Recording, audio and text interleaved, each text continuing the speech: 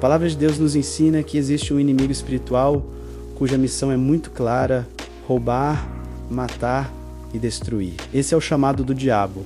E ele se empenha em cumprir isso com estratégia e persistência. Por isso, a vida cristã não pode ser vivida de forma passiva. Se não nos posicionamos contra ele, automaticamente abrimos espaço para que ele avance. O apóstolo Paulo nos alerta em 2 Coríntios 2:11 que não podemos ignorar os seus desígnios, para que Satanás não leve vantagem sobre nós. Quando não entendemos como o inimigo age, acabamos perdendo batalhas que jamais precisaríamos perder. Um exemplo claro disso está no Reis capítulo 20, na história do rei Acabe. Acabe era um homem instável, fraco espiritualmente, sem posicionamento e facilmente manipulável. Seu casamento com Jezabel abriu portas para a idolatria em Israel, e tudo isso aconteceu sem resistência. Durante o seu reinado, Israel foi atacado por Ben-Hadad, rei da Síria. Mas aquela guerra não era apenas por território. O próprio nome Ben-Hadad aponta para um confronto espiritual, pois Hadad era um deus pagão, ou seja, Israel estava enfrentando mais do que um exército humano.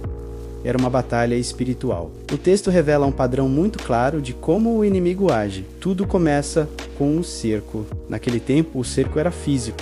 A cidade era isolada até não ter mais alimento nem esperança. Hoje, o cerco acontece dentro de nós, nos pensamentos, nos sentimentos e nos desejos. O inimigo lança dúvidas sobre o amor de Deus, sobre nossa identidade e nosso valor, dizendo que não somos capazes, que Deus nos abandonou ou que não vale a pena continuar. Esses pensamentos impedem a palavra de Deus de fluir e pouco a pouco a pessoa começa a enfraquecer espiritualmente. Nos sentimentos, o cerco acontece por meio de frustrações, decepções, mágoas, ressentimentos e amarguras. Esses sentimentos entulham a fonte da água viva.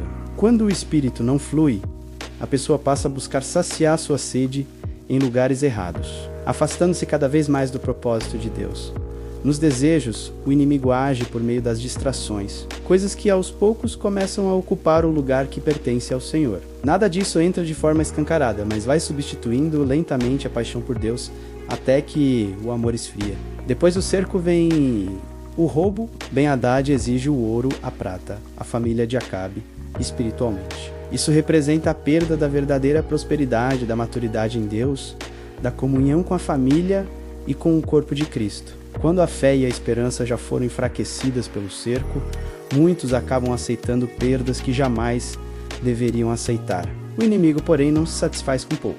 Ele continua avançando até chegar à escravidão. Quando alguém começa a negociar com o diabo, perde a liberdade espiritual e se torna alguém vivo por fora, mas morto por dentro. Em um momento decisivo, Acabe procura os anciãos, o corpo, e recebe um conselho sábio: não aceite isso. Aqui aprendemos que viver fora do corpo de Cristo é extremamente perigoso. O corpo protege, orienta e sustenta espiritualmente. Quando Acabe começa a se posicionar, o inimigo tenta outra estratégia: fazê-lo olhar apenas para o natural. O exército da Síria era muito maior e, humanamente falando, não havia chance alguma de vitória. Mas o problema é que aquela batalha nunca foi apenas natural. Quando Acabe decide se posicionar, tudo muda. Deus entra na história, o Senhor envia um profeta e declara que entregaria todo aquele exército nas mãos de Acabe. Deus deixa claro que jamais abandonou o seu povo. Ele apenas aguardava uma atitude de fé.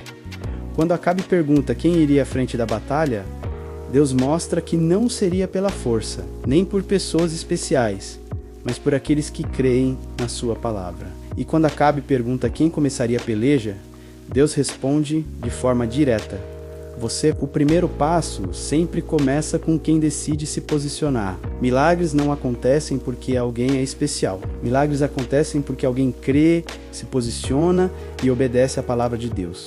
Quando isso acontece, o impossível se torna realidade. Acabe, que era um homem fraco e instável, venceu uma guerra impossível porque decidiu crer e se posicionar. Ele saiu da ladeira abaixo e passou a viver a ladeira acima. Essa mensagem é para mim e para você.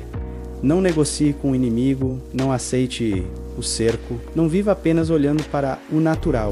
Quando você se posiciona, Deus age e Deus te espera no topo do monte, com a coroa do vencedor. Não desça ladeira abaixo. Vamos juntos, ladeira acima.